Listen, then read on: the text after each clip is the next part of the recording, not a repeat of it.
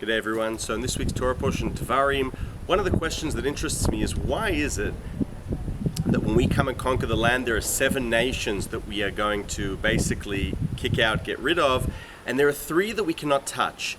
Esav's offspring, Lot's offspring, right? So we have Edom, Moab, and Ammon. We can't touch them. And there are these borders, and the question is, why, if we're told you're coming to a certain land, but then there are certain areas that you can't touch? And while looking through different commentators, Abravanel has one of the wildest things I've ever read. So Abravanel, he starts off by saying you should know that divine providence, right? God is interested, God is checking out, God has cameras to ensure that all nations conduct themselves with proper governance. And if they don't, he gets upset and he makes sure that someone else gets rid of them.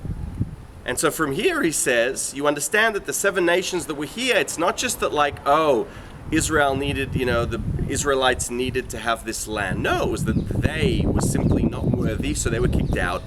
But Esav's offspring and Lot's offspring, so Edom, Moab, and Ammon, they have all historically conducted themselves the way they should, he claims, and therefore, like back at the time, and therefore you're not allowed to touch them.